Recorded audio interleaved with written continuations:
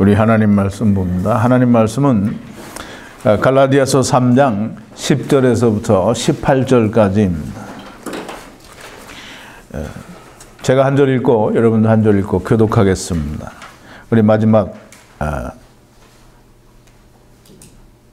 18절은 다 같이 봉독합니다.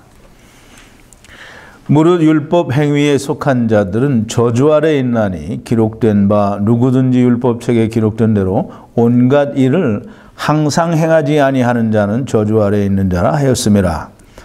또 하나님 앞에서 아무나 율법으로 말미암아 의롭게 되지 못할 것이 분명하니 이는 의인이 믿음으로 말미암아 살리라 하였음이라. 율법은 믿음에서 난 것이 아니라 이를 행하는 자는 그 가운데서 살리라 하였느니라. 그리스도께서 우리를 위하여 저주를 받은 바 되사 율법의 저주에서 우리를 속량하셨으니 기록된 바 나무에 달린 자마다 저주 아래 있는 자라 하였음이라. 이는 그리스도 예수 안에서 아브라함의 복이 이방인에게 미치고 또 우리로 하여금 믿음으로 말미암아 성령의 약속을 받게 하려 함이니라. 형제들아, 사람의 예대로 말하노니 사람의 언약이라도 정한 후에는 아무나 폐하거나 더하거나 하지 못하느니라. 이 약속들은 아브라함과 그 자손에게 말씀하신 것인데 여럿을 가리켜 그 자손들이라 하지 아니하시고 오직 하나를 가리켜 내 자손이라 하셨으니 곧 그리스도라. 내가 이것을 말하노니 하나님의 미리 정하신 언약을 430년 후에 생긴 율법이 없이 하지 못하여 그 약속을 헛되게 하지 못하리라. 만일 그 유업이 율법에서 난 것이면 약속에서 난 것이 아니리라. 그러나 하나님이 약속으로 말미암아 아브라함에게 은혜로 주신 것이라. 아멘. 우리 잠깐 기도하겠습니다. 거룩하신 여호와 아버지 하나님, 감사와 찬송과 영광을 돌립니다.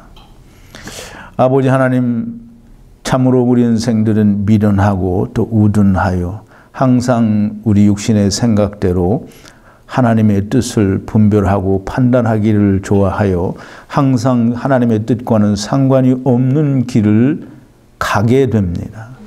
그럼에도 불구하고 우리 인생들은 하나님의 뜻이 무엇인지 올바로 깨닫기 위하여 성경을 묵상하지 아니하고 성경을 말하는 자들을 두려워하거나 또 싫어하거나 멀리하여 하나님의 말씀으로부터 멀리 떠나가는 것이 오늘을 사는 현대인들의 모습입니다. 특히 예수를 믿는다고 하는 사람들 가운데 더욱더 그런 사람들이 많은 것은 참으로 안타까운 일이 아닐 수 없습니다. 하나님께서는 이미 그런 것을 다 아십니다. 하나님께서 성경을 통하여 우리에게 말씀하시고자 하는 그 모든 것들이 이 인생들과는 참 거리가 먼, 또 인생들은 그것을 그렇게 달가워하지 아니하고 또 그것을 사모하지 아니하며 그것을 또 좋아하지 않는다는 것을 하나님께서는 이미 다 아십니다. 그러나 하나님의 말씀을 사모하고 하나님의 말씀을 듣기를 아버지 하나님 정말 좋아하고 또 좋아하는, 사모하고 또 사모하는 사람들이 있는 것도 하나님께서 아십니다. 아버지 하나님, 하나님의 말씀을 전하고 증거할 때에 들을 귀 있는 자들에게 듣게 하심을 감사합니다. 아버지 하나님, 이제도 동영상을 통하여 인터넷에 여러 번 하나님의 말씀을 전하고 있사온데 아버지 하나님, 그 중에 또 듣는 이들이 있음을 진심으로 감사하고 또 감사하나이다. 아버지 하나님, 참으로 수없이 많은 사람들이 하나님의 말씀을 듣고 깨달아서 진정으로 하나님을 떠난 길에서 회개하여 하나님께로 돌아오는 자들이 있을 수 있게 하시고, 하나님을 떠나서 이 땅에 나그네 된 자의 모습에서 하나님 나라의 시민이 되고 다 하나님의 자녀요 하나님을 아버지라 부르는 자들이 다 아버지 하나님이여 나타나게 하여 주시옵소서. 오늘 이 저녁에도 하나님의 말씀을 우리가 두렵고 떨리는 마음으로 대합니다. 아버지 하나님, 성령을 부어주시고 하늘로부터 내리는 지혜를 충만하게 부어주셔서 총명도 명철도 허락하여 주셔서 아버지 하나님, 하나님의 말씀은 그 안에서 우리가 하나님의 뜻을 온전히 분별할 수 있게 하시고 아버지 하나님 우리의 영혼 깊은 곳에 기록되고 새겨지게 하여 주셔서 우리가 다른 사람에게 그 하나님의 말씀을 생명의 말씀을 전하고 증거할 수 있게 하시며 듣는 이들에게 하나님께서 믿음을 주셔서 그들을 구원하시기를 아버지여 기도하고 또 간구하옵나이다. 하나님이 역사하여 주시옵소서.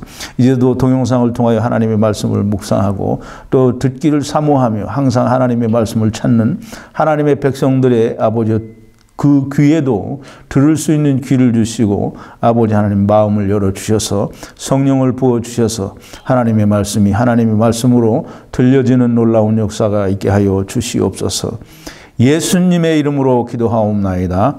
아멘. 예, 오늘은 갈라디아서 5번째 시간인 것 같은데요. 이 3장 10절에서 18절 사이에 있는 말씀을 가지고 율법의 저주에서 우리를 속량하셨으니 라는 그런 제목으로 우리가 함께 은혜를 나누고자 합니다. 우리가 세상을 살다 보면 가끔 그런 얘기를 합니다. 물론 지금 한문으로는 어려운 말인데 저는 그런 말을 잘 쓰지는 않습니다만 사람이 자기가 쳐놓은 덫에 자기가 걸려서 넘어진다 또는 걸린다 이제 그런 뜻으로 우리가 쓰는 말이 있는데 그걸 이제 자승자박이라고 하고 자기가 준비한 오랏줄에 자기가 묶이는 거 그런 걸 자승자박이라고 합니다.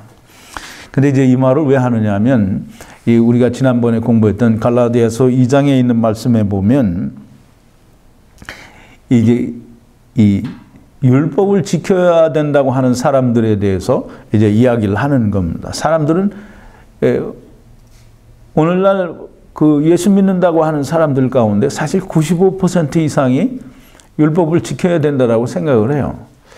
물론 제가 어렸을 때는 그렇게 율법을 지켜야 된다라는 말은 하지 않았는데 그럼에도 불구하고 여전히 율법을 그때도 지키고 있었으며 지금도 그렇게 지키고 있습니다. 예, 우리나라에서는 특히 이제 고신 측에 이게 장로 교단에 아주 좀 이름이 있고 이제 평판이 있는 그런 목사님인데 그분은 고려신학교 장로 교단에서 학교 교수 생활도 하시고 또 신학 박사고 그래요. 근데 이분이 주일날을 안식일이라고 그렇게 가르치고 주일이 안식일이어서 주일날 비행기 타고 어디 가는 것도 못하고 누가 손님이 와서 배웅을 하면 그 배웅도 못해요. 근데 이제 참 웃기는 거죠. 그렇게 하면서 자기는 율법에 있지 않다라고 생각을 하는 거예요. 근데 그런 사람들도 지금 대한민국에서 유일하게 성경 전권의 주석을 쓰신 분인데, 물론 이제 그렇게 얘기하면 누군지 다 아시겠지만, 그런 분인데 그렇게 율법에 매여 있으면서 자기가 율법에 매여 있는 줄 모르는 거예요.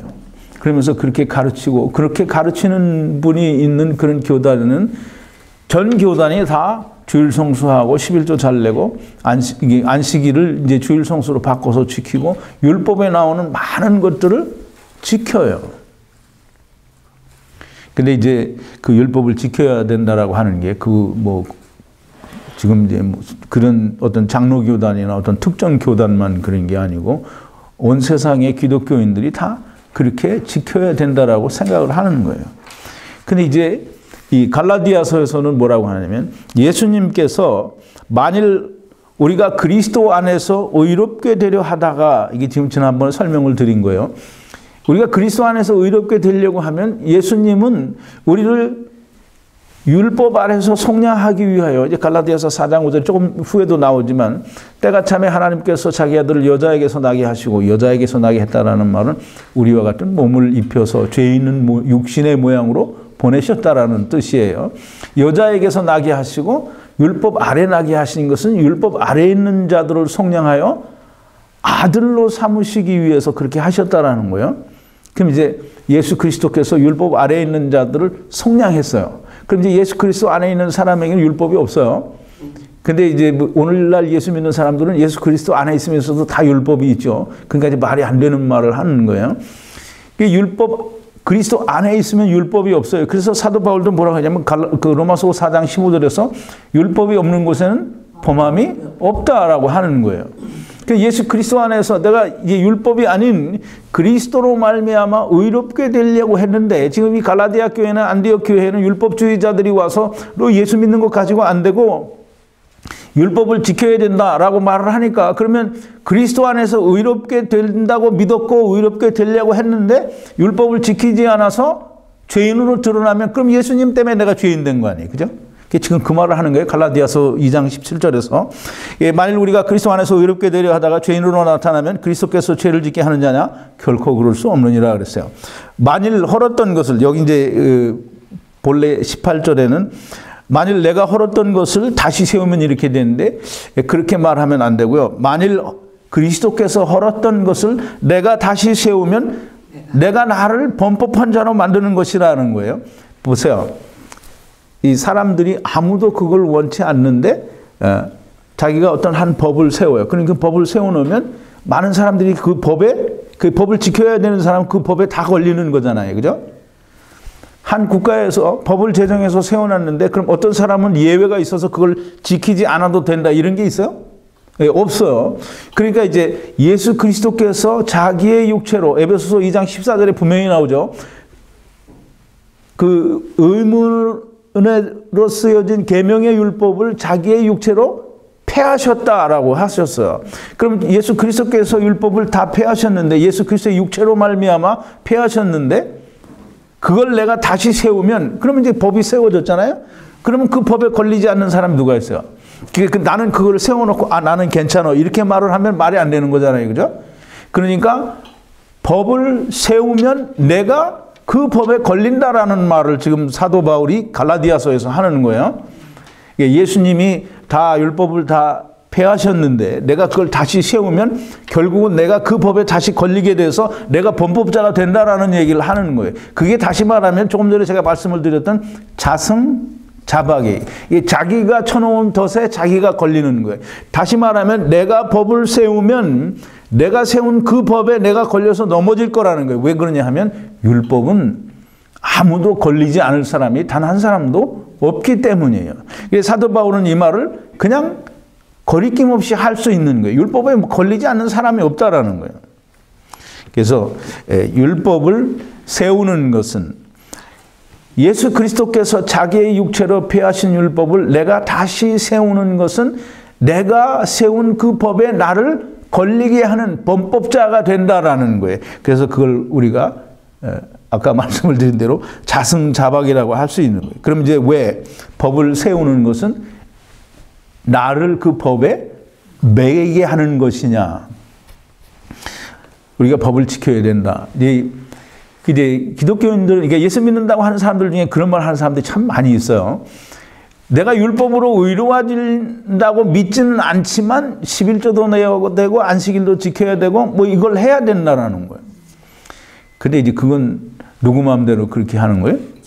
자기 마음대로 그렇게 하는 거예요. 율법을, 이게 성경은 뭐라고 하느냐면 율법을 행하는 자들은, 즉 율법을 지켜야 된다고 하는 자들은 율법 전체를 지켜야 된다라는 말을 하는 거예요. 지금 갈라디아서서 사도 바울도 그 말을 하는 거예요. 율법을 지켜야 된다라고 하면 그러면 자기들이 원하는 대로 다 안 지키고 필요한 것만 지키는데, 그 필요한 것만 지킨다고 하더라도 그걸 단 한 번도 어기지 않고 다 지킬 수 있는 사람이 없다라는 거예요. 그런데도 그걸 굳이 끝내 붙잡고 우겨서 그걸 자기네들은 율법으로 의로워진다고 믿지 않지만 이걸 지켜야 된다라고 말을 하는 거예요. 그러니까 이게 참 말도 안 되는 소리를 하고 있는데 사람들은 그 말이 맞다라고 그렇게 이해하고 믿고 있어요. 수없이 많은 사람들이 그렇게 생각을 하는 거예요. 근데 절대로 말이 안 되는 얘기를 하고 있는 거예요. 이 신명기 27장 26절에 보면 이제 프린트 3번인데요. 설교 관련 성구 3번인데요. 하나님께서 이스라엘에게 율법을 주시면서 이 율법의 모든 말씀을 실행치 아니하는 자는 저주를 받을 것이라 할 것이요 모든 백성은 아멘 할지니라. 이 율법을 하나님께서 이스라엘 백성들에게 주면서 이 율법을, 모든 율법을 실행해야 된다는 거예요. 근데 율법을 실행하는데 어떤 때에는 행하고 어떤 때는 행하지 않는 게 아니라 이 율법은 항상 그래서 갈라디아서에서 사도 바울은 얘기를 하는 거예요. 항상 율법을 지키는 자는, 율법을 행하는 자는 항상 그 일을 행해야 된다는 거예요. 모든 율법을 다 그렇게 지켜야 된다는 거예요. 근데 거기에 걸리지 않을 사람은 없어. 근데 이스라엘 백성들이 다 아멘을 했어요.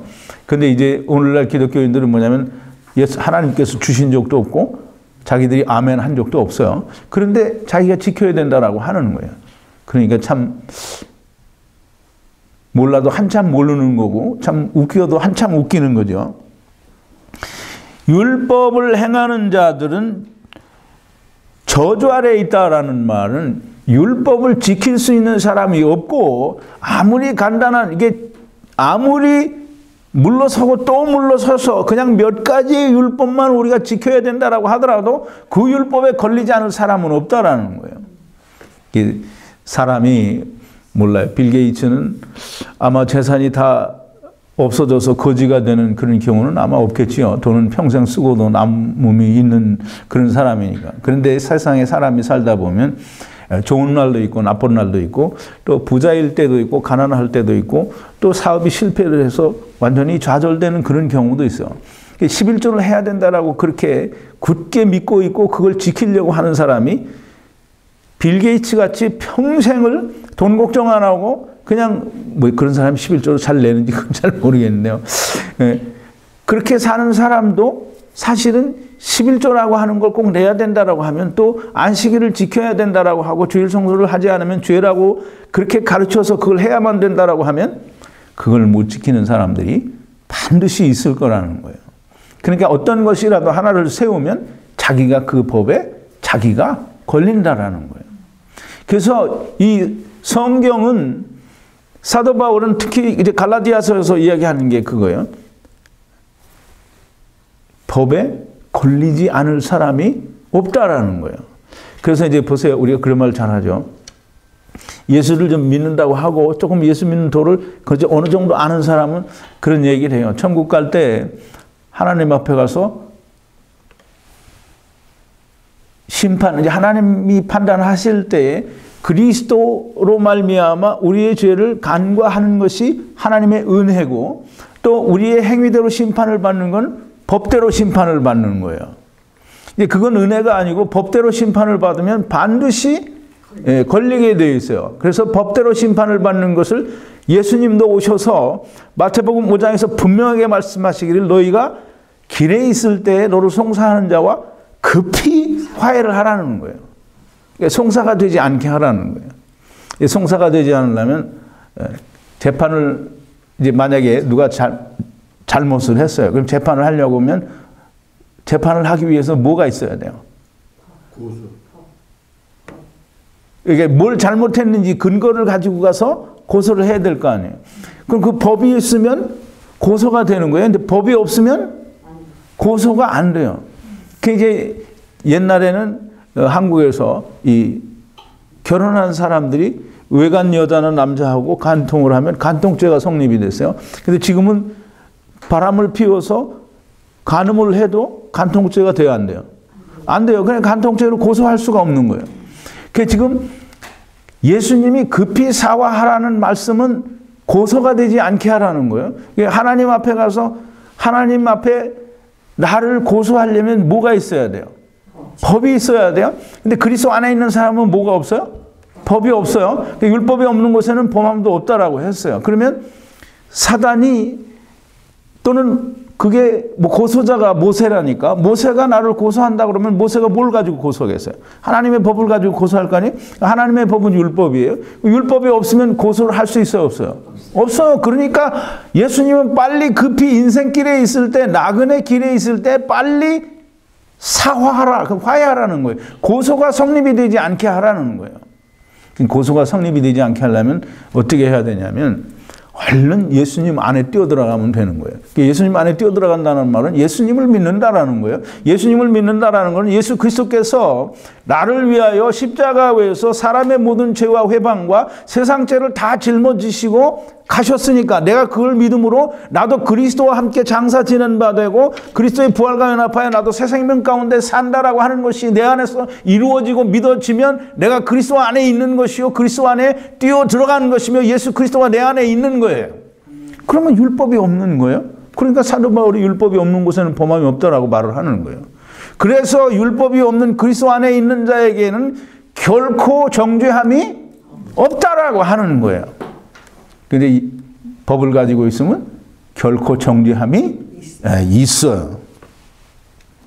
자, 이제 율법을 가지고 있는 사람은 이유여하를 불문하고 그걸 지켜서 의로워져야 되는 것이고 그걸 지키지 못했을 때는 반드시 법에 의한 심판을 받게 되는 거예요. 그래서 율법을 가지면 안 돼요.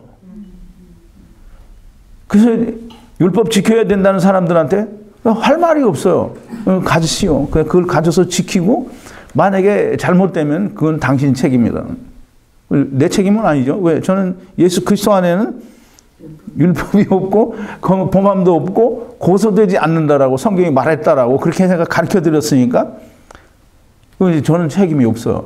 당신들이 원해서 지키는 거니까 당신들이 지킨 대로 법에 의해서 심판을 받기를 바랍니다. 법에 의해서 심판을 받으면 그 어느 누구도 거기서 헤어나올 수 있는 자가 없어요.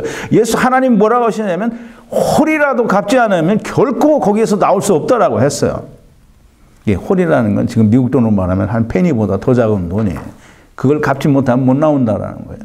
그러니까 법을 지켜야 된다라고 하는 사람은 그 법에서 완전하게 100% 자유하지 않으면 안 된다라는 거예요. 그 자유할 수 있는 곳은 오직 그리스도 아니라는 거예요. 자, 이제 그 뒤에 보면 2번인데 11절인데요. 또 하나님 앞에서 아무나 율법으로 말미암아 의롭게 되지 못할 것이 분명하니 이는 의인이 믿음으로 살리라 하였음이니라 그랬어요. 이게 이제 우리는 제가 지금까지도 설명을 드린 게 율법은 우리가 다 지킬 수 없으니까 율법으로 말미암아 의롭게 될 수 없다 이렇게 생각을 하잖아요. 근데 그 말도 아주 틀린 것은 아니고 잘못된 생각은 아니에요. 그런데 율법으로 말미암아 하나님 앞에 의롭게 될 사람이 없다라는 게 아무도 의롭게 되지 못할 것이 분명하니 그랬어요. 지금 사도 바울이 그 말을 하는 이유는 뭐냐면 하나님이 뭐라고 하셨느냐면 의인은 믿음으로 말미암아 산다라고 얘기했기 때문에 율법을 지켜서 의롭게 될 사람은 없다라는 게 하나님이 뭐라고 그랬다고요? 의인은 뭘로 살리라? 믿음으로 살리라 그랬어요. 이게 참 굉장히 중요한 말인데요. 믿음으로 말미암아 산다. 하나님이 정하신 게 의인이 되는 것은 믿음으로 말미암아 의인이 되는 것으로 정해놨으니까 율법으로 말미암아 의롭게 되는 것은 하나님 앞에 있을 수가 없는 일이라는 거예요. 그러니까 율법으로 의롭게 되려고 하는 의도 자체가 안 되는 거예요. 그러니까 제가 율법을 설명을 드릴 때 율법을 정의를 내린다고 그러면 선악을 알게 하는 나무 열매를 먹은 것과 똑같다고 얘기를 했어요. 선악을 알게 하는 나무 열매를 먹었다라는 말은 무슨 뜻이냐면 하나님이 없어도 내가 하나님처럼 될 수 있다라고 하는 사단의 말을 믿고 따라서 그 선악을 알게 한 나무 열매를 먹은 거예요.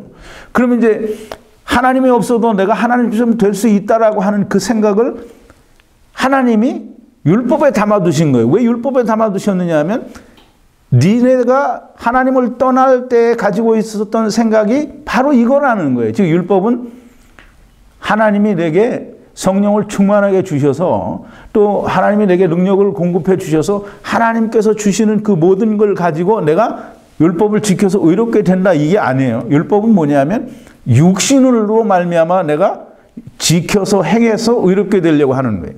육신이라는 말 자체에는 하나님이 내 안에 없다라는 뜻이에요. 제가 고린도후서 5장 6절을 들어서 분명히 설명을 드렸죠. 그럼 육신으로 내가 율법을 지켜서 의롭게 된다라는 말은 결국은 내가 하나님이 없어도 내가 내 힘으로 하나님처럼 되겠다라는 게 그게 율법이에요. 그러니까 율법으로는 이렇게 따지든 저렇게 따지든 의롭게 될 수 있는 방법이 없어요. 하나님을 떠나서 내 힘으로 의롭게 되겠다고 한 것이 선악을 알게 하는 나무 열매를 먹은 것인데 선악을 알게 하는 나무 열매를 먹고 하나님 나라 쫓겨왔는데 내가 의롭게 될 수 있다고 하면 하나님 떠나서도 얼마든지 의롭게 될 수 있는 거잖아요. 이제 내 말을 이해를 못하면 저놈의 인간이 무슨 저런 허황된 소리를 하나 이렇게 생각을 하는지 모르겠지만, 성경은 사도 바울은 로마서 8장 3절 4절에서 분명히 그렇게 말을 해요. 율법은 육신이 연약하기 때문에 의를 이룰 수 없다라는 거예요. 그래서 하나님이 하셨다라는 거예요.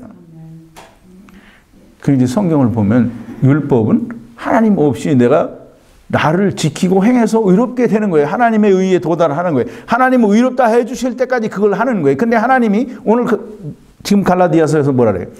사도 바울이 하나님이 의인은 믿음으로 살리라 그랬으니까 율법으로는 절대 그게 안 된다라는 거예요. 왜? 무조건 율법이기 때문에 안 된다는 게 아니라 하나님은 분명히 말씀하시고 네가 하나님을 떠났기 때문에 그건 안 된다라는 거예요.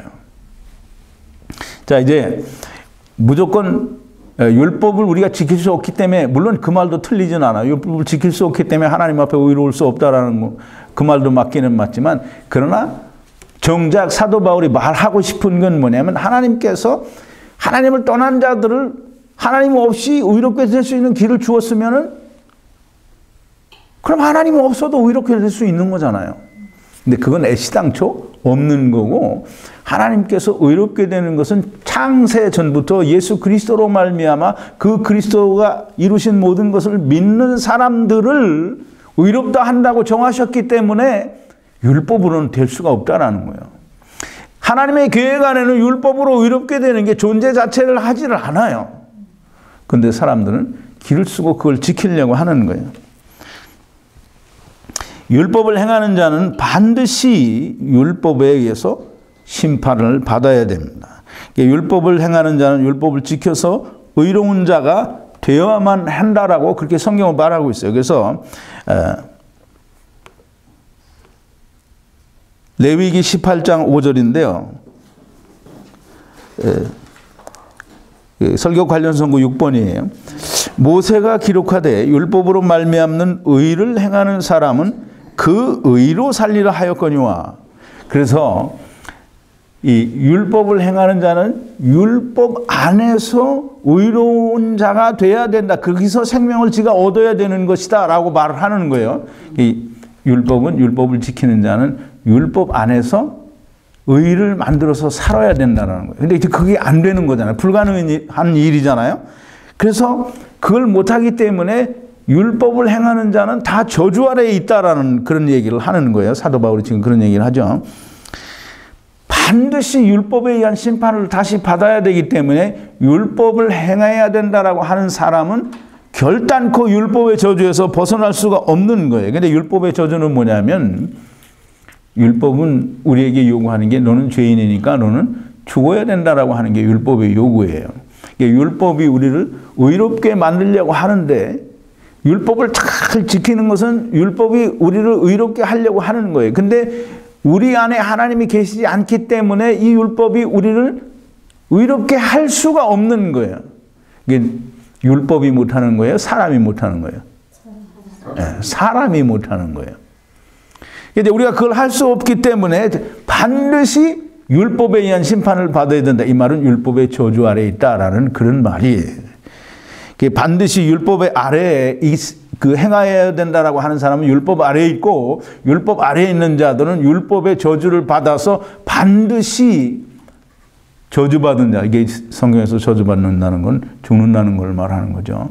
이게 이제 구약에서는 이제 더 이상 육체가 하나님의 영이 죽는다라는 그런 표현이 없고 다 육체가 죽는다라는 그런 표현을 많이 하는데, 이게 우리가 죽어야 된다라고 하는 말은 그 육체가 심판을 받아야 된다는 거예요. 율법 아래에 있는 그 육체가 심판을 받아야 된다라는 거예요. 근데 이제 보세요.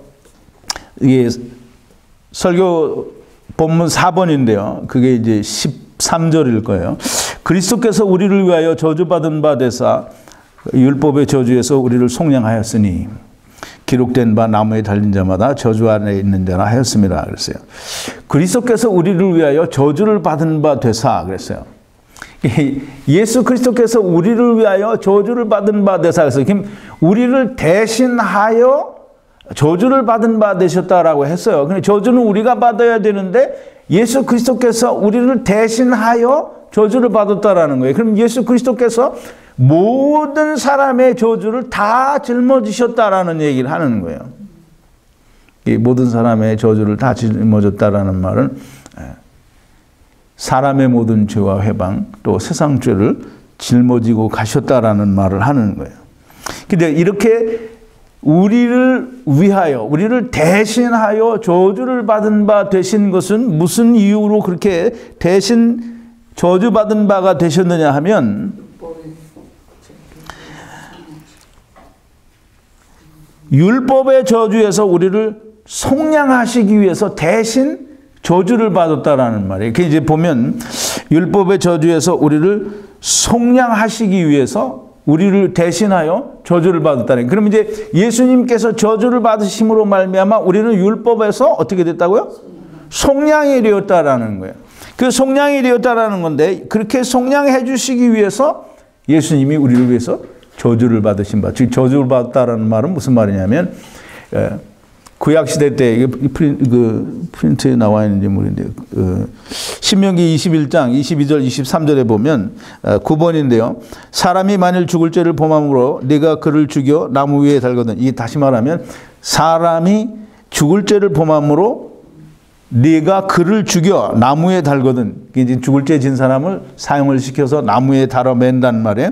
나무에 달거든 그 시절 나무 위에 밤새도록 두지 말고 당일에 장사하여 네 하나님 여호와 앞에 네게 기업으로 주시는 땅을 더럽히지 말라. 나무에 달린 자는 하나님께 저주를 받았음이니라 그랬어요. 이제 죽을 때 사형을 받을 죄를 저질러서 그 사형을 받은 사람은 나무에 매다는데 그걸 하룻밤을 넘기지 말고 넘기면 하나님께서 기업으로 주신 땅이 더럽혀진다는 거예요. 그렇게 하지 말고 빨리 장사를 지내라는 거예요. 나무에 달린 자마다 하나님께 저주를 받은 거라는 거예요. 그러면 이제 구약에 하나님께서 율법으로 나무에 달린 자마다 하나님께 저주를 받은 자라고 말씀을 하셨기 때문에 예수 그리스도께서 십자가 위에 달리신 나무에 달리신 것은 저주를 받은 거예요. 근데 저주를 받은 것은 예수님이 무슨 죄가 있어서 저주를 받은 게 아니고 율법 아래에 있는 자들을 속량하기 위해서 우리를 대신하여 저주를 받았다라는 거예요. 그걸 이제 갈라디아서 아까 지금 처음에도 말씀을 드렸지만 갈라디아서 4장 4절 5절에 때가 차면 하나님께서 자기 아들을 여자에게서 이게 여자에게서 낳았다라는 말을 처녀에게서 낳았다라는 말로 해석을 하면 안 돼요. 여자에게서 낳았다라는 이 육신을 죄 있는 육신의 모양을 가지고 세상에 나셨고 또 율법 아래 나셨다라는 거예요. 그 말은 뭐냐면 율법 아래 나셔서 율법의 저주를 예수님께서 다 혼자 받으시고 그 다음에 율법 아래에 있는 자들을 대신 다 저주를 예수님이 한 몸에 다 받으셨으니까 율법 아래에 있는 자들을 다 속량하신 거예요. 그럼 이제 이 속량받은 사람은 어떻게 해야 되냐면 예수님이 그렇게 해주신 걸 믿으면 다 속량되는 거예요. 안 믿으면 그냥 안 되는 거죠. 그럼 안 믿어도 그냥 되게 해줄까요? 그건 뭐 내가 하는 게 아니니까 내가 해준다고 해서 될 수 있는 건 아니에요. 자, 이제 그렇게 저주를 받으신 이유가 뭐냐면 왜 우리를 대신하여 이게 참 굉장히 중요합니다. 오늘 이게 설교 끝날 때 제가 이렇게 설명을 드리고자 하는 것을 이해를 하시면 좋을 텐데 이해를 좀 할지 못하실지 그건 잘 모르겠어요. 근데 이렇게 우리를 대신하여 저주를 받으신 그 이유는 뭐냐면 이방인이나 유대인이나 다 율법에 의해서는 할 수 없기 때문에 이방인에게도 유대인들에게도 그 예수 그리스도께서 받으신 저주의 그 은혜가 이방인에게도 유대인에게도 다 믿음으로 말미암아 이제 이루어지게 하기 위해서 그렇게 예수님이 대신 받으신 거예요. 근데 이제 제가 조금 이따가 좀 자세히 이 대신 저주를 받으신 것에 대해서 조금 자세히 설명을 드릴 텐데요. 이제 지금은 우선 좀 넘어가서 아브라함이 우리들의 뭐예요? 아브라함이 우리의 조상은 아니죠. 아브라함이 우리의 뭐라고 그래요? 믿음의 조상 또는 이제 믿음의 아버지 이렇게 말하는데 아브라함이 왜 우리의 믿음의 조상이고 아브라함이 왜 우리의 믿음의 아버지인가? 그런 거 한번 생각해 본 적 있어요? 생각해 보신 적이 없죠? 근데 이제 대부분 인터넷에서 아브라함이 왜 믿음의 아버지고 믿음의 조상인가 이걸 이제 찾아보면 대부분의 목사들이 설교를 그렇게 해요. 아브라함의 믿음이 굉장히 좋은 믿음이잖아요. 그죠? 이삭을 바치기도 하고 또 창세기 15장 6절에 보면 하나님께서 아브라함에게 말씀을 하시니까 하늘에 별을 보여주고 그 별을 셀 수 있나 보라. 네 후손이 이렇게 별과 같이 많아지리라 말씀을 하시니까 아브라함이 그냥 그 말을 믿었어요. 그래서 하나님이 아브라함이 하나님의 말씀을 믿음에 그의 의로 여기셨다라고 그랬어요. 그게 이제 우리가 성경을 통해서 많은 목사님들이 다 아브라함에 대해서 그렇게 좋게 말하고 막 이렇게 이야기하니까 아브라함은 순종하는 사람이요, 믿음이 좋은 사람이요, 믿음의 조상이요, 믿음의 아버지가 됐어요.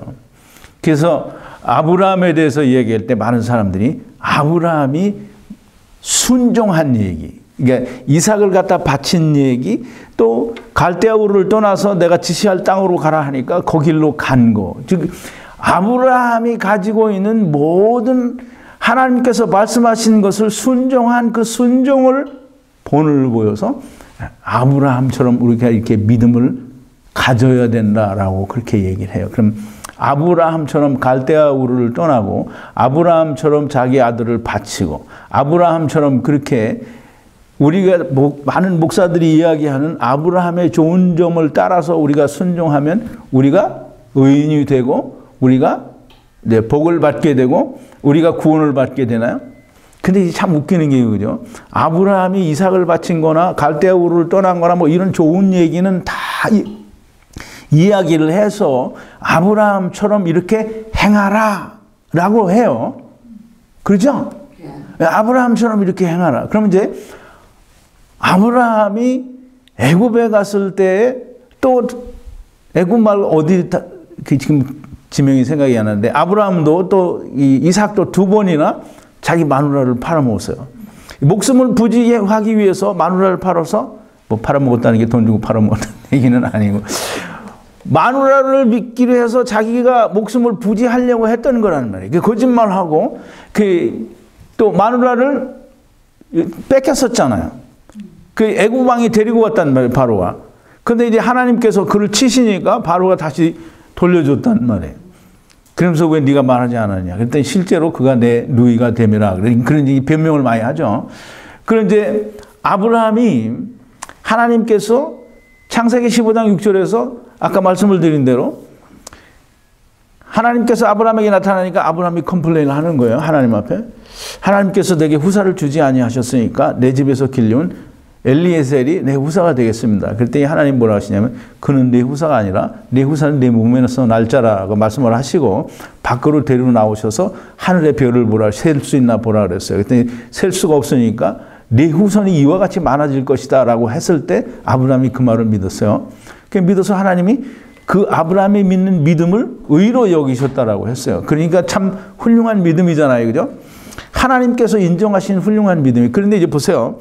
창세기 17장 16절에 가면 하나님께서 아브라함과 사라에게 나타나셔서 분명히 얘기를 하세요. 프린트를 했으니까 보죠. 11번인데요. 내가 그에게 복을 주어 그로 내게 아들을 낳아주게 하며 이게 내가 그에게는 이 사라에게요. 복을 주어 그로 사라가 내게 아들을 낳아주게 하며 내가 그에게 복을 주어 그로 열국의 어미가 되게 하리니 민족의 열왕이 그에게서 나리라 그랬어요. 지금 17장 16절에서는 하나님이 아브라함에게 나타나셔서 사라가 너에게 아들을 낳아줄 거다라고 얘기를 했고 분명히 하나님 말씀하신 약속이잖아요. 근데 이제 그 17절을 지나고 18절에 가면 뭐라고 하냐면 아브라함이 하나님께서 말씀을 그렇게 사라를 통해서 내가 너에게 아들을 주겠다라고 말씀을 하셨음에도 불구하고 18절에 뭐라 그래요? 아브라함이 이에 하나님께 구하되 이스마엘이나 이제 그 17절에는 무슨 생각 뭐가 있냐면요. 아브라함 생각에 100세나 된 사람이 어떻게 아기를 낳겠느냐? 또 사라도 99세니 어떻게 아기를 낳겠냐 이렇게 생각을 했어요. 그리고 하는 말이 그거예요. 아브라함이 이 하나님께 구하되 이스마엘이나 하나님 앞에서 살기를 원하나이다. 이게 지금 아브라함이 무슨 말을 하는지 모르고 이 말을 하는 거예요. 근데 이스마엘이나 하나님 앞에 살기를 바랍니다. 이 말은 율법이나 지켜서 살게 해 주옵소서라고 하는 말과 같은 말이라는 거예요. 근데 이제 벌써 16절에 하나님께서 분명하게 사라를 통해서 내게 아들을 주겠다라고 말씀을 하셨어요. 근데 그 말씀을 하신 순간에 자기 생각을 갖고 그 다음에 뭐라고 하냐면 하나님 앞에서 이스마엘이나 살게 해 주시기를 바랍니다라고 하잖아요. 그러면 이제 그게 아브라함의 믿음이 좋은 거예요, 나쁜 거예요? 근데 왜 이런 거, 아브라함이 자기 마누라를 어떻게 이용을 해서 목숨을 부지하고 이렇게 또 그 바로가 이제 그 바람에 아브라함에게 재물을 많이 주죠. 그러니까 마누라 팔아먹은 거지. 이제 마누라 팔아서 재물을 많이 얻어가지고 애굽에서 나왔어요. 이렇게 아브라함이 잘못하고 하나님 앞에 믿지 못한 것에 대해서는 이렇게 하라고 안 가르치잖아요. 근데 이제 이게 보세요. 이거 그거 꼭 알아야 되는 거예요. 아브라함이 이렇게 하나님 말씀을 믿지 못했어요. 그래서 항상 하나님이 하라는 대로 순종을 잘해서 아브라함은 순종하는 그런 훌륭한 믿음을 가지고 있으니까 당신들이 아브라함의 믿음을 따라서 이렇게 행하시오. 그러면 100% 다 죽는 거예요. 근데 이제 보세요.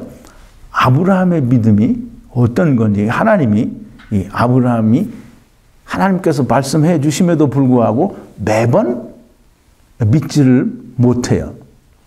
그러니까 무엇에 대해서 믿지 못하냐면 갈대아 우르를 떠나라고 할 때는 떠나고 또 이것도 하라 그러면 이렇게 하고 또 애굽으로 가라 그러면 가고 또 나오라 그러면 나오고 이렇게 행하는데 정말 믿지 못하는 건 뭐냐면 씨에 대한 약속을 믿지를 못하는 거예요. 그게 굉장히 중요한 거예요.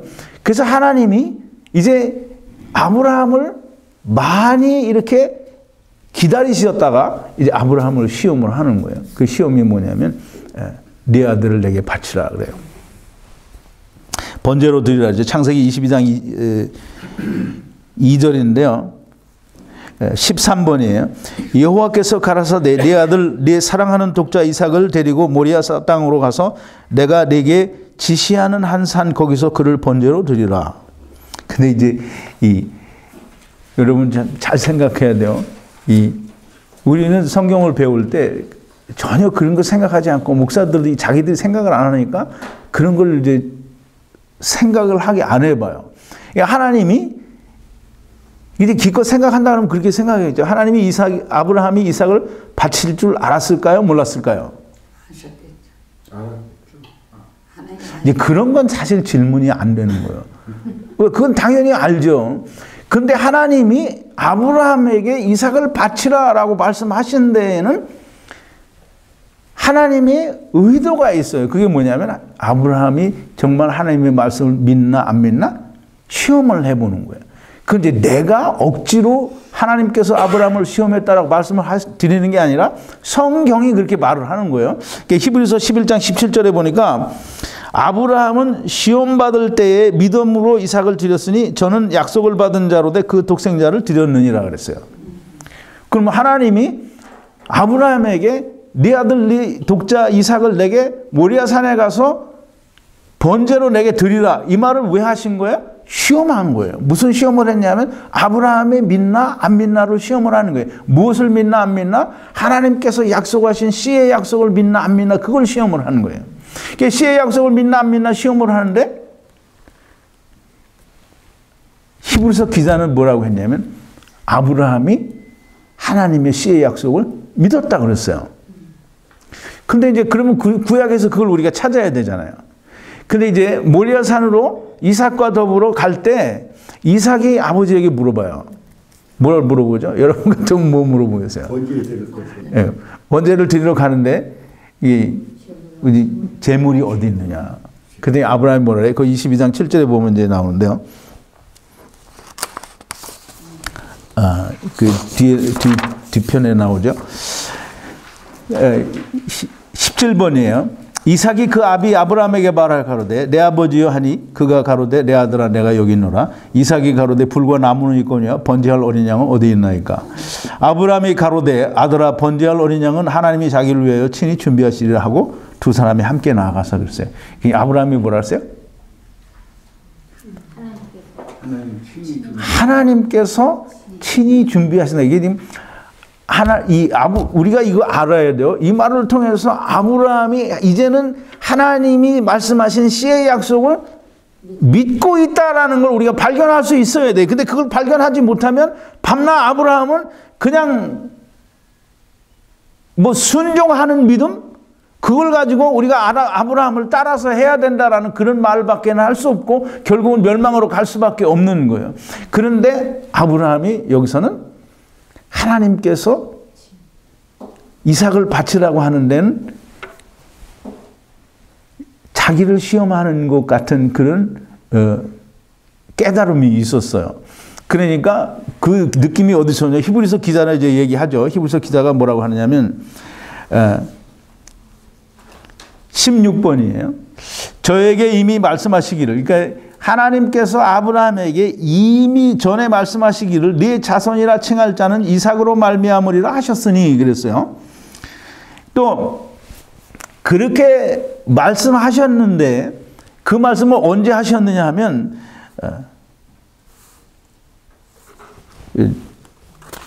21장인데 15번이에요. 이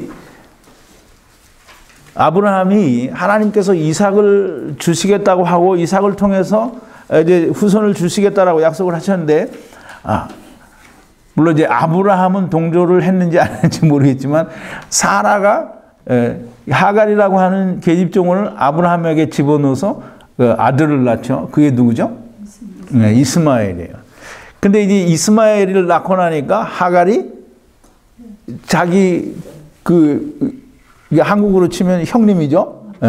이제 본처를 깔보는 거예요. 그러니까 이제 사라가 이제 구박을 하고 그래서 이제 내보내라. 그래서 이제 하갈이 도망을 갔어요. 근데 도망을 갔는데 이게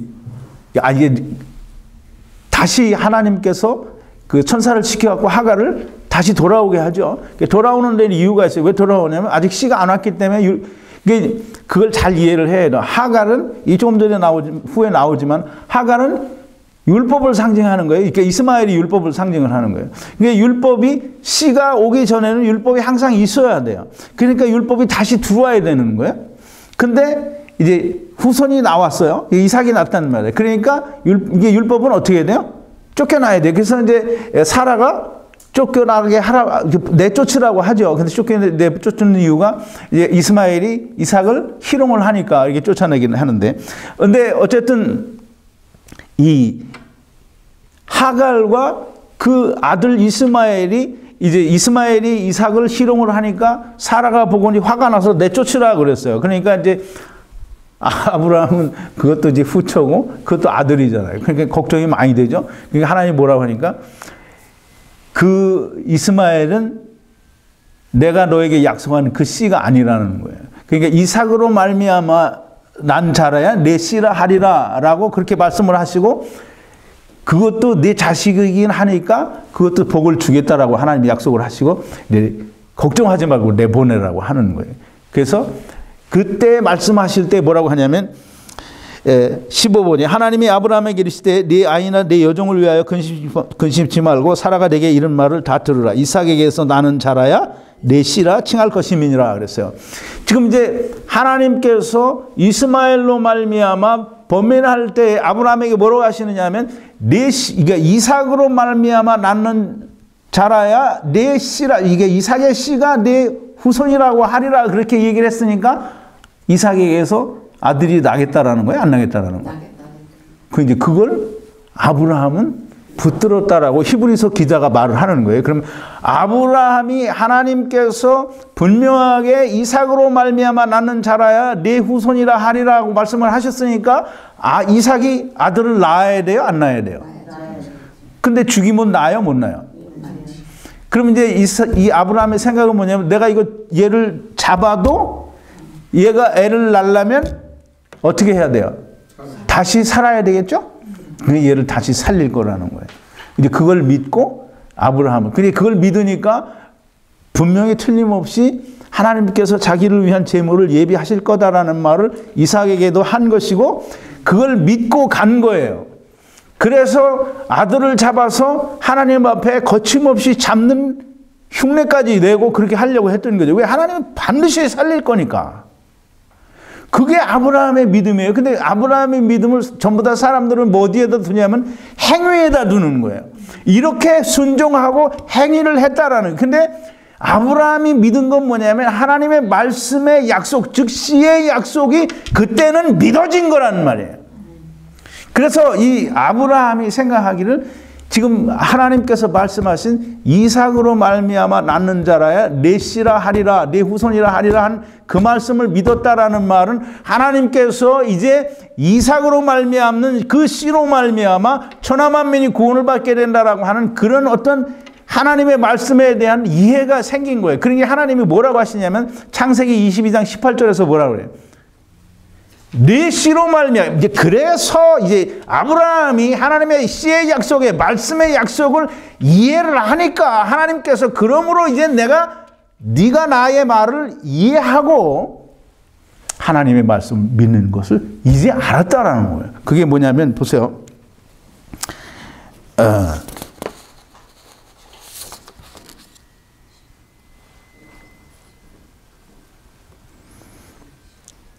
예, 창세기 22장 12절인데요. 19번인데요. 20번이구나. 창세기 22장 19번이요. 사자가 가라사대 그 아이에게 네 손을 대지 말라. 아무 일도 그에게 하지 말라. 네가 네 아들 네 독자라도 내게 아끼지 아니하였으니 내가 이제야 네가 하나님을 경외하는 줄 아노라. 이게 이제 이걸 이대로 우리가 문자대로 우리의 번역된 대로 그냥 그렇게 받아들이면 그냥 하나님을 정말 경외하고 하나님께 경배하고 하나님께 찬송과 영광을 돌리는 것을 이제 하나님이 알았다 이런 식으로 우리가 이해를 할 수 있어요. 근데 우리가 이걸 어떻게 이해를 해야 되냐면 하나님께서 이제 아브라함이 하나님께서 약속하신 씨의 약속, 말씀의 약속을 이해한다라고 하는 것을 내가 이제 알았다라는 거예요. 그래서 내가 내 씨로 말미암아 천하 만민을 구원하겠다라는 약속을 이제 너에게 주노라 하고 창세기 22장 18절에서 말씀을 하시는 거예요. 이제 네가 이해를 했으니까 내가 너 씨로, 즉 예수 그리스도로 말미암아 이삭으로 말미암는 그 후손 씨로 말미암아, 그 씨는 곧 예수 그리스도로 말하죠. 예수 그리스도로 말미암아 천하 만민을 구원하겠다, 복을 받으리라 라는 약속의 말씀을 이제 주신 거예요. 아브라함의 믿음이라는 건 뭐냐면 어떤 이삭을 바치는 행위를 내가 했기 때문에 그 행위가, 순종하는 행위가 믿음이 아니라 하나님의 말씀에 대한 이해와 깨달음이 있는 것이, 그게 아브라함의 믿음이라는 말이에요. 하나님이 그래서 네가 이제 내 말을 이해했구나, 네가 이제 내 말을 믿는구나 라고 하시는 거예요. 그러니까 내가 이제 내 씨로 말미암아, 즉 이삭의 씨로 말미암아, 즉 예수 그리스도로 말미암아 천하 만민을 구원하겠다라는 그런 약속을 하시는 거예요. 이게 창세기 22장 18절에 하나님의 약속이에요.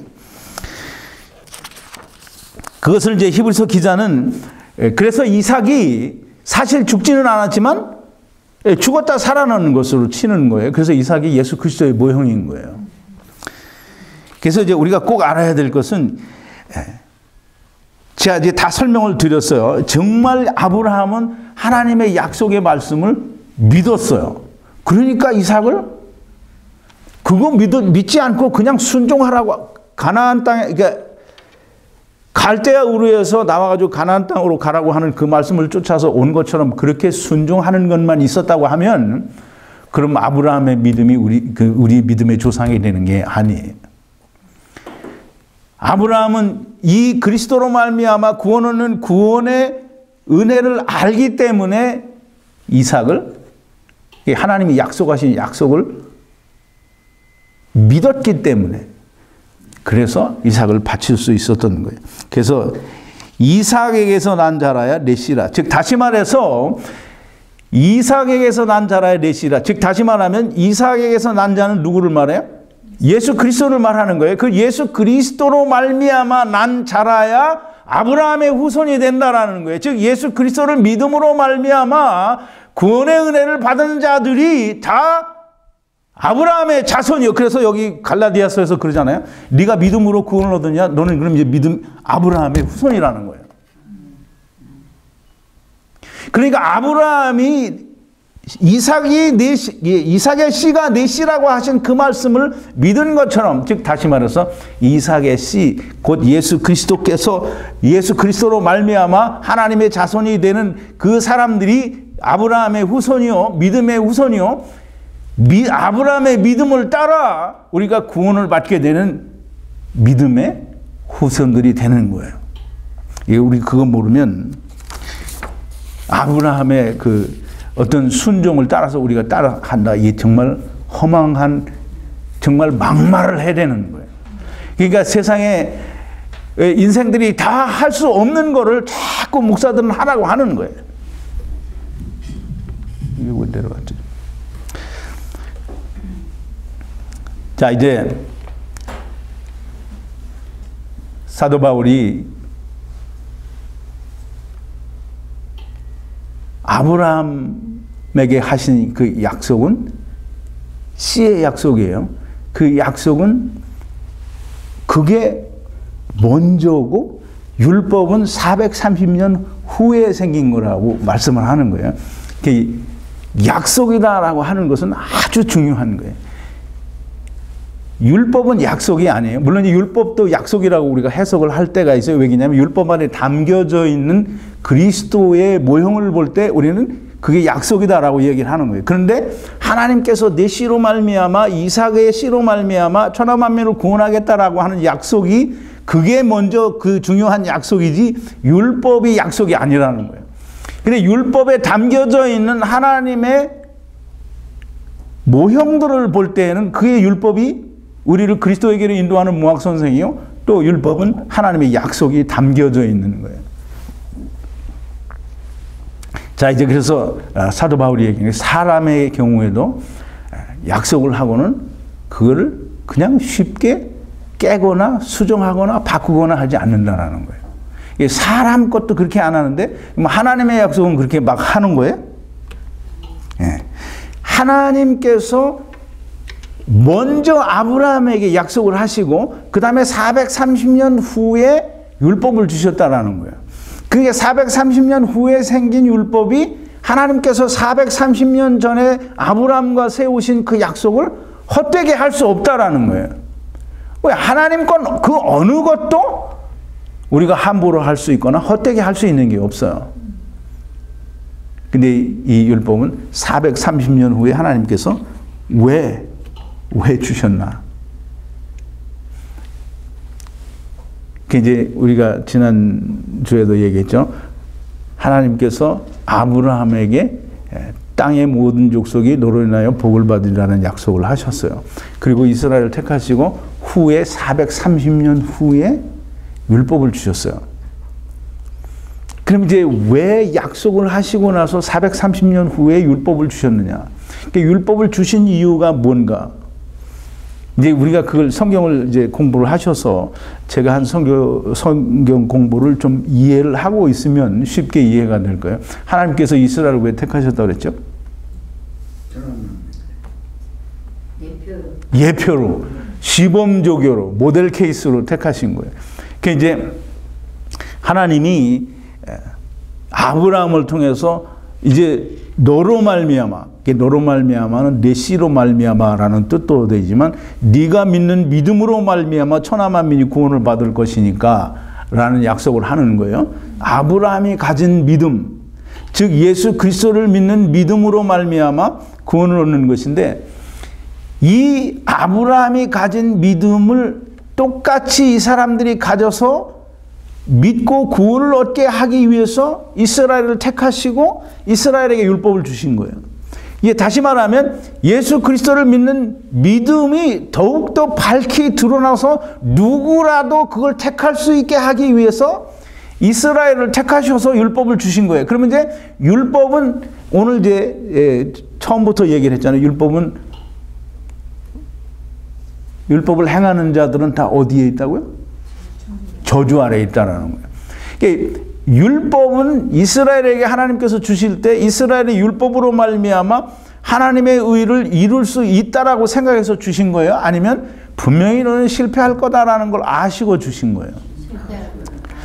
실패할 걸 알고 주셨어요. 왜? 율법은 누구든지 하나님이 그 안에 없기 때문에 누구든지 율법을 행하면 다 저주 아래에 있다. 그 저주 아래에 있다라는 말은 곧 멸망받을 거라는 말인데 이스라엘은 하나님이 없고 이게 이스라엘이 왜 하나님이 없냐? 하나님이 택한 선민이네 뭐 별의별 소리를 다 하는데 그러니까 이제 성경을 제대로 공부를 해야 되는 거예요. 하나님이 이스라엘에게 성전을 주셨어요. 성전을 왜 줬어요?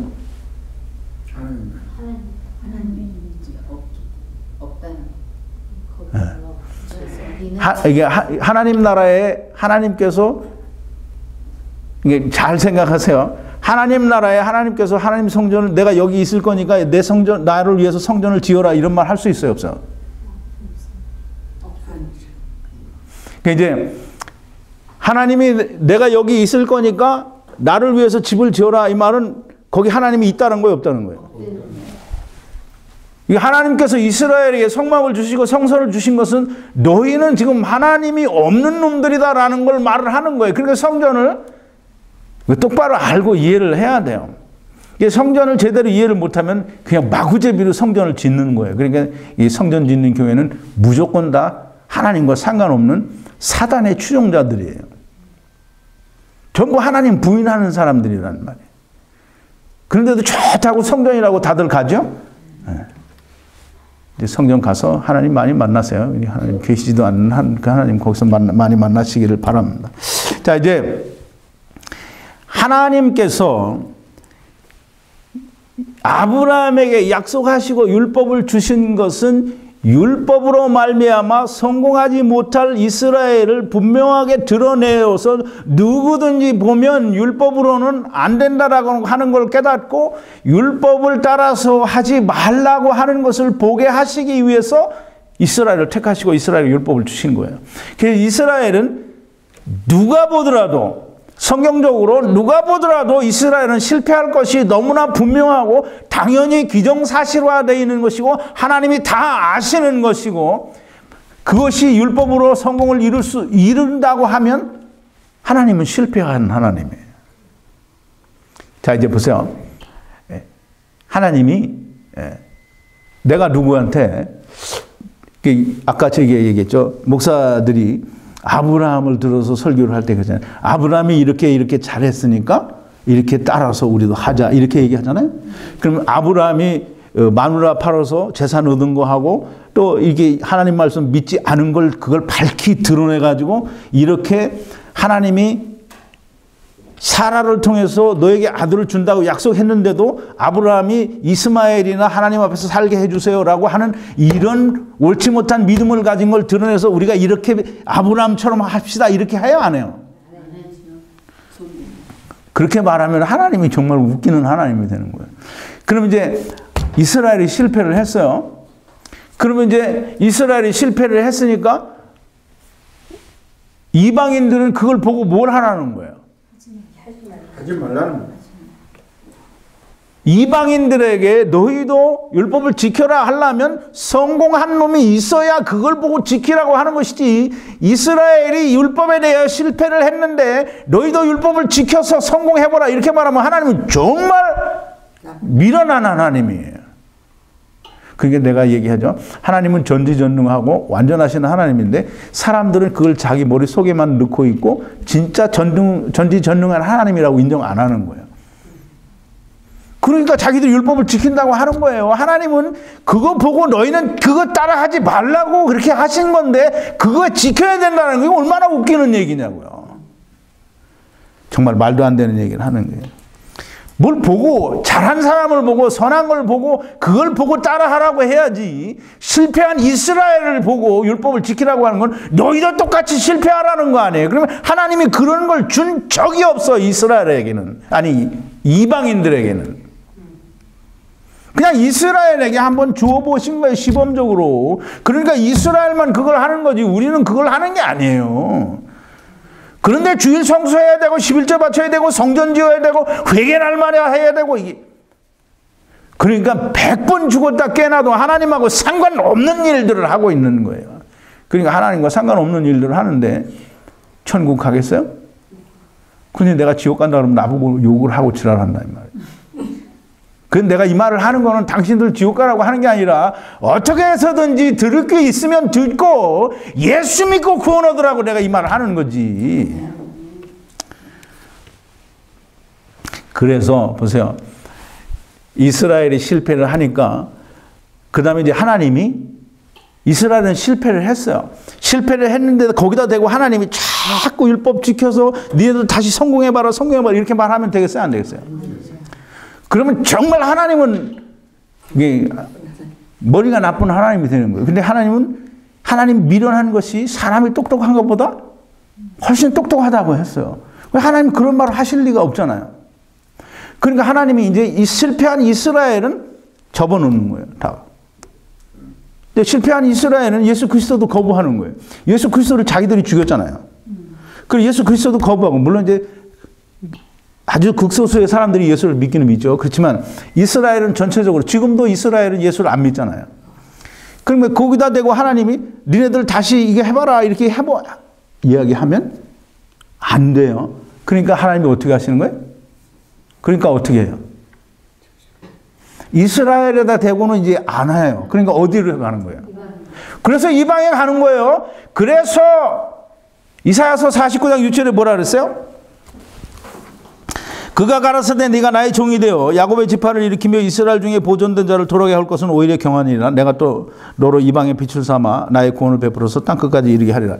그러니까 이스라엘은 실패를 했고 이스라엘은 문을 닫았어요. 근데 하나님이 거기다 대고 또 말을 안 하는 거예요. 그러니까 어디로 가야 돼요? 이방에로 가니까 베드로를 통해서 이방의 구원이 있다는 걸 알려주시고 사도 바울을 통해서 이방의 전체를 다니면서 복음을 증거하고 전해서 교회를 세우는 거예요. 그러니까 이방에 자꾸 그 말을 하시는 거예요. 지금 이제 이스라엘은 이렇게 실패를 했으니까 너희는 이스라엘 따라 하지 말고 예수 그리스도만 믿고 구원받으라. 그랬더니 율법주의자들이 다 쫓아다니면서 회방을 놓는 거예요. 누가 하는 거예요? 사단 짓거리를 하는 거예요. 그 율법주의자들은 다 사단이에요. 그게 오늘날 뭐 안식일 주일 성수 지켜야 된다, 11조 잘 내야 된다, 6월절 절기 지켜야 된다, 뭐 해야 된다. 날과 달과 절기와 삼가 해를 지키니 내가 너희를 위하여 수고하는 것이 헛될까 하노라. 이렇게 난 참 답답한 게 성경을 읽으면서 뭘 깨닫는지 난 도무지 이해를 못 하겠어요. 물론 나도 전에는 그렇게 다 개밥통이었겠죠. 나는 읽고 봐도 나도 몰랐으니까. 근데 하나님 말씀을 깨닫고 나면 이게 그냥 열리는 거예요. 자, 이제 시간이 또 오늘 되게 많이 갔는데 하나님께서 이사야 선지자를 통해서 이사야서 61장 2절에 뭐라고 했어요? 여호와 하나님의 은혜의 해와 신혼의 날을 해와 날에 대해서 다른 것도 제가 설명을 드렸어요. 해는 길고 날은 짧은 거예요. 신혼의 날은 즉 짧고 은혜의 해는 긴 거예요. 그래서 누가복음에서 예수님이 이 이사야 선지자의 글을 읽고 오늘날 이 글이 너희의 귀에 응하였느니라 하는데 어디까지 읽었냐면 은혜의 해를 전파하려 함이니라까지 읽었어요. 신혼의 날에 대해서는 읽지 않으셨다는 말이에요. 그럼 예수 그리스도께서 지금 오신 첫 번째 목적은 뭐냐면 이스라엘이 실패를 했으니까 그 실패를 거울 삼아 이게 우리는 뭐 실패를 거울 삼아 이런 얘기 잘하죠? 그런데 이스라엘을 보고는 절대 그런 얘기 안 해요. 이스라엘의 유대인들은 뭐 전 세계에 돈을 다 가지고 있으니 그러니까 돈 벌고 이제 이스라엘을 쫓아가고 싶은 거죠. 유대인처럼 되고 싶은 거예요. 근데 하나님은 너는 다 지금 버리고 하나님 나라로 오라는 거예요. 하나님 나라. 너희는 먼저 그의 나라와 의를 구하라고 하는데 땅의 걸 그렇게 좋아하니까 그게 되겠냐고요. 여호와 하나님의 은혜해. 이거는 이방의 복음이 전해지는 거예요. 이방인의 충만한 수가 차기까지. 여호와 하나님의 은혜해. 이방의 빛을 삼아 구원이 땅끝까지 이르게 하는 게 이스라엘을 다시 돌아오게 하는 것보다 훨씬 더 중요한 일이라는 거예요. 왜? 본래 처음부터 하나님께서는 이 아브라함을 통해서 약속하시기를 믿는 예수 그리스도를 믿는 믿음으로 말미암아 천하 만민을 구원하겠다라고 그렇게 약속을 해 주셨으니까 그것 말고 다른 거는 구원의 길이 없는 거예요. 그래서 고린도전서 1장 21절에서 뭐래요? 하나님의 지혜에 있어서는 세상이 자기 지혜로 하나님을 알지 못하는 거로 전도에 미련하는 방법으로 믿는 자들을 구원하시기를 기뻐하셨다 그랬어요. 믿는 자, 그 율법을 지켜서 의를 이루는 자를 구원하시기를 기뻐하셨다 이렇게 안 했어요? 그러니까 율법을 뭐 한 가지라도 지킨다고 하는 그런 사람은 정말 미련한 사람이에요. 이미 예수님이 2000년 전에 오셔서 다 얘기하셨는데 여기 이 목자가 이제 그 후로 또 2000년이 지나갔고 이렇게 다 설명을 해주는데 너 그래도 여전히 율법을 지켜야 된다고 하면 하나님도 이제 나는 손발 다 들었다 너에 대해서 이렇게 말씀하시겠죠? 그럼 하나님이 손발 다 들으면 어디로 가겠어요? 천국 가겠어요? 제발 설교를 듣는 분들이 좀 이해를 했으면 좋겠어요. 하나님이 아브라함을 통해서 내 씨로 말미암아 천하 만민이 구원을 얻으리라고 말씀하신 그 약속이 본래는 아브라함에게 너로 말미암아 땅의 모든 족속이 복을 얻으리라는 그 복인데 그건 뭐냐면 아브라함이 하나님의 말씀, 약속의 말씀을 온전히 깨달아서 그걸 믿는 그 믿음으로 똑같은 믿음으로 너희가 다 구원을 받겠다라는 거예요. 근데 아브라함이 뭐 순종했다. 아브라함 순종처럼 우리도 순종하면 복을 받는다. 그건 정말 성경을 몰라서 막말하는 거예요. 막말. 좀 제발 여기 있는 분들은 다 오늘 은혜를 받으신 것 같아요. 아멘? 네, 다 은혜를 받으셨어요. 동영상을 보시는 분들이 앞으로 한 3,000명은 보실 텐데 그분들도 다 똑같은 은혜를 받았으면 좋겠어요. 예, 여러분들이 구원을 얻으면 저는 너무너무 좋아요. 그게 하나님 앞에 내 자랑일 수 있어요. 너무너무 좋아요. 제가 여러분들이 구원 얻는 것만을 기대하고 그것만을 상상하고 설교를 하는 겁니다. 여러분 반박하는 사람들한테는 제가 어떻게 할 수가 없어요. 내가 강제로 여러분들의 마음을 돌릴 수 있는 것도 없고 그냥 맨날 같은 말만 할 수밖에 없는 거예요. 제발 하나님께서 여러분의 마음을 강팍하게 하시지 마시고 좀 온유한 마음이 되게 하셔서 좀 좋은 땅이 되게 하셔서 하나님 말씀이 들려지고 또 그 말씀으로 말미암아 구원의 은혜도 있게 해주시기를 참 바랍니다. 우리 기도하시겠습니다. 거룩하신 여호와 아버지 하나님 감사와 찬송과 영광을 돌립니다. 오늘도 우리가 하나님의 귀한 말씀을 두렵고 떨리는 마음으로 묵상했습니다. 아버지 아브라함을 통하여 믿음으로 말미암아 구원을 하시겠다고 하신 하나님의 이 약속이 무엇인지 우리가 생각해 보았고 또 그 아브라함이 믿은 그 믿음이 무엇인지 우리가 생각해 보았습니다. 아버지 하나님 우리가 다 아브라함이 믿은 그 믿음을 우리가 가질 수 있게 하시고 이 예수 그리스도로 말미암아 하나님의 아들 예수 그리스도로 말미암아 우리가 죄와 사망 가운데서 구원과 생명으로 이르는 자들이 다 되어지게 하여 주시옵소서. 예수님의 이름으로 기도하옵나이다. 아멘.